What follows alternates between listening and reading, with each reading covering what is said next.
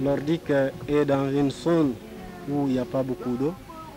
Depuis en 70, les sécheresses, on commence à avoir manque d'eau. Et c'est une zone également où il y a une forte immigration. Et les raisons principales, c'est toujours la sécheresse. Car quand on regarde par exemple cette année la récolte, est 80% négatif dans beaucoup de villages.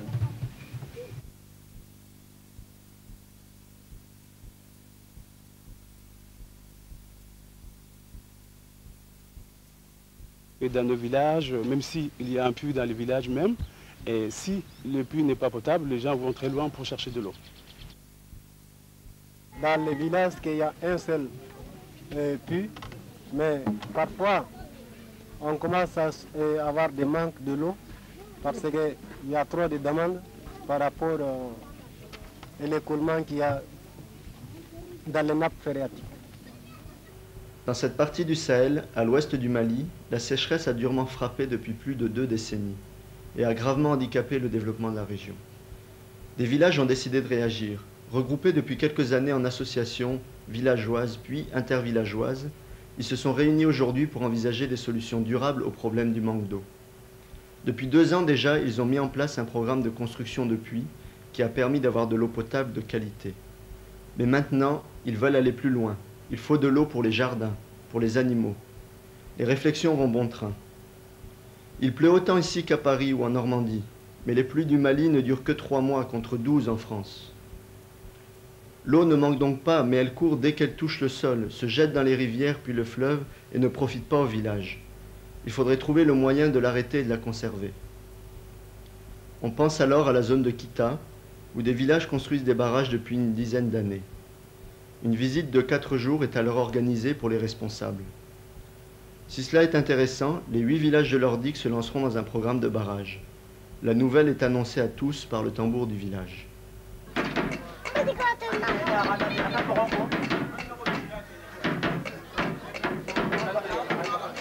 Aïe!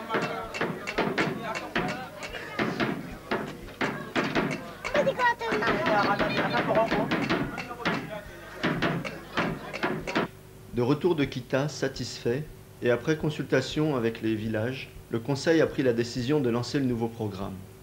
Il s'est alors adressé à l'équipe de techniciens de l'Ordic pour que le projet soit étudié sous toutes ses formes. En effet, pour de tels travaux, il faut plusieurs études. D'abord l'étude de faisabilité et l'enquête d'utilité publique qui doit répondre aux questions suivantes. Pourquoi les villageois veulent un barrage? À quoi l'utiliseront-ils plus tard? Quel profit en tireront-ils? Ensuite, c'est l'étude technique. Il faut choisir les sites les plus appropriés, faire la topographie, calculer les dimensions du barrage, sa nature et ce qui sera construit en terre, en béton, en gabion. Enfin, il faut calculer le prix de l'ouvrage et son temps de réalisation. Un expert est venu de la capitale pendant une semaine pour voir si les études réalisées étaient valables. 1 mois plus tard, le chantier peut commencer. C'est le premier jour des travaux à Kabaté.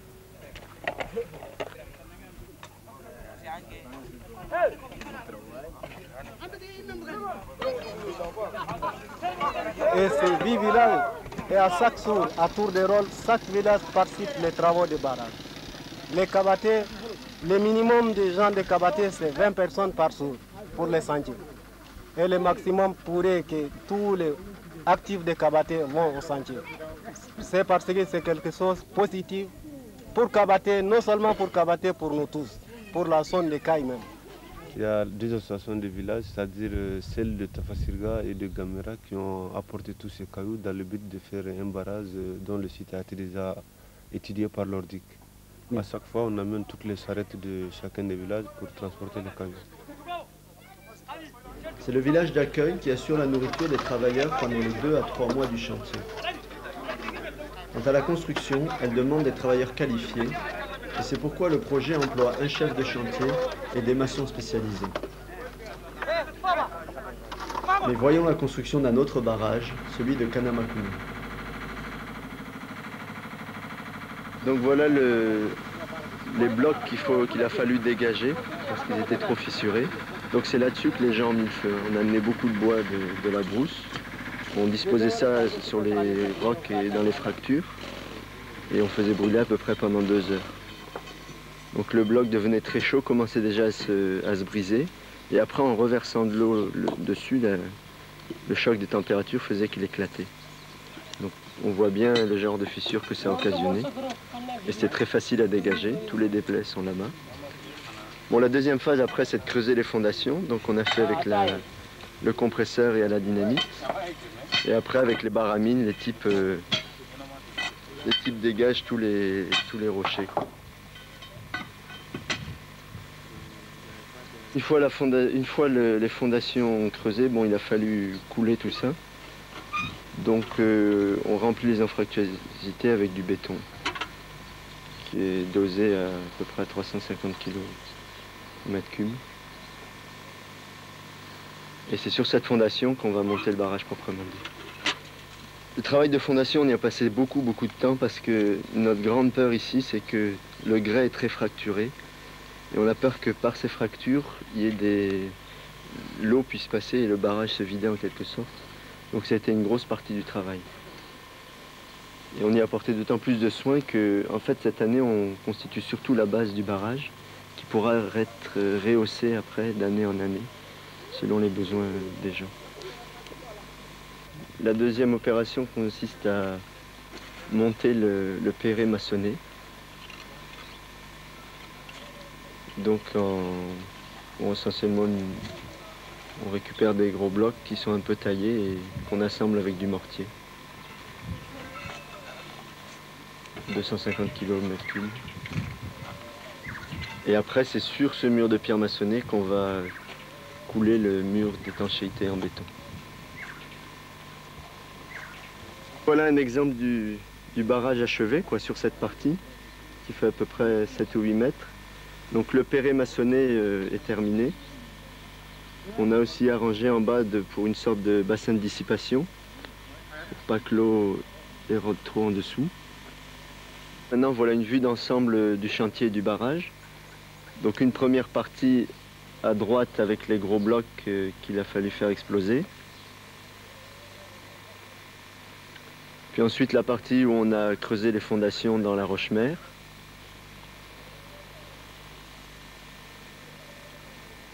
Après ça, le montage du perret maçonné, en pierre maçonnée.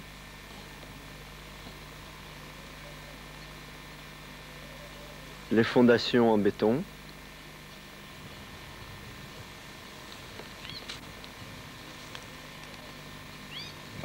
Et le barrage achevé avec son mur d'étanchéité.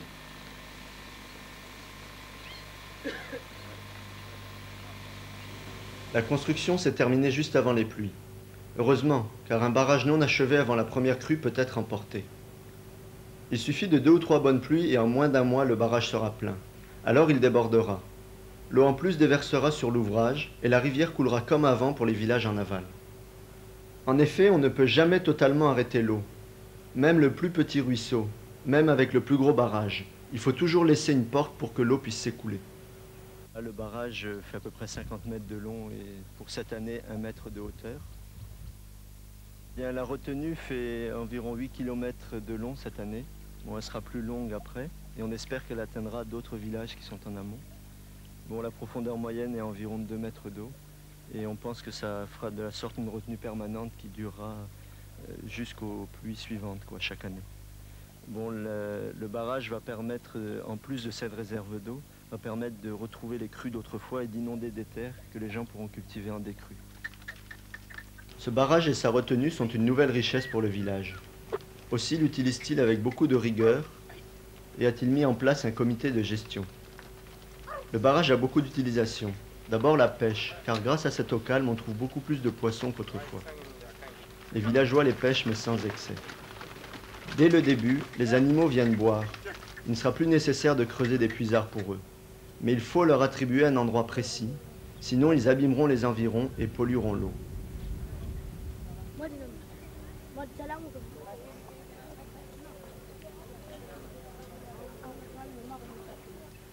Ensuite, la retenue peut servir aux cultures. D'abord le maïs de décrue pendant la saison des pluies, sur les terres inondées puis découvertes, mais surtout le maraîchage pendant la saison sèche. Le village peut produire toute l'année maintenant, mais il faut nécessairement clôturer un vaste espace et donner à chaque famille un terrain. La clôture et le partage des terres sont deux conditions indispensables à la mise en valeur d'un barrage.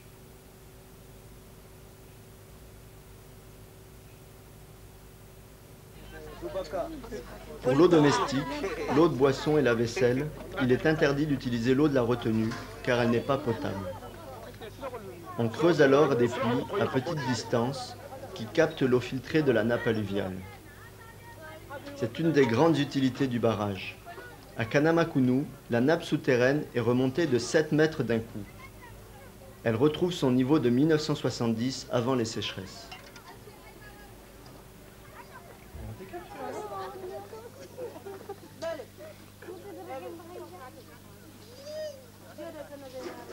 Mais les barrages ne sont pas la seule solution pour l'aménagement des terroirs du Sahel. Il faut suivre le cheminement de l'eau, lutter contre l'érosion des champs et des bassins versants. On peut alors établir des digues filtrantes comme celle-ci. Elle ralentit l'eau qui pénètre mieux dans le sol et arrête la terre qui se redépose pour former des terrasses. D'autres villages, comme Kurukula et Kabaté, ont décidé d'aménager une mare pour y cultiver le riz. Il y a là 50 hectares qui pourront produire plus de 1000 sacs par an. Chacun des aménagements est fait grâce au soutien des immigrés en France qui cotisent des sommes allant de 20 à 70 000 francs français. Ils assurent le soutien financier pendant que les villages donnent leur travail. Ainsi, petit à petit, la population lutte contre la sécheresse et met en place des systèmes d'aménagement qui lui permettent de mieux vivre et d'atteindre l'autosuffisance alimentaire. Mais rien n'est simple, et avant tout travail, on doit être sûr de nombreuses choses. Est-ce que le village est soudé comme un seul homme, prêt à l'effort technique et financier? Est-ce que le village est prêt à redistribuer les terres à chaque famille? Est-ce que le comité de gestion est assez fort pour entretenir le barrage chaque année et faire respecter les règles d'utilisation de l'eau pour éviter la pollution et les maladies? Il faut domestiquer l'eau du Sahel. Lorsque chaque rivière et chaque mare sera mise en valeur par des successions d'ouvrages, le développement aura fait un grand bond en avant.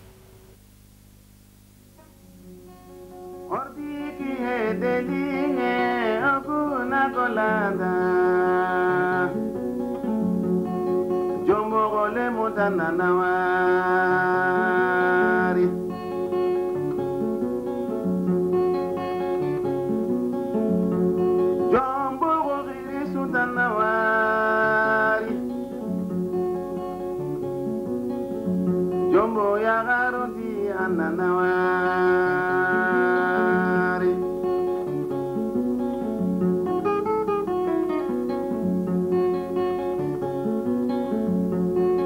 Andanya soni kandebu tananawari golenga.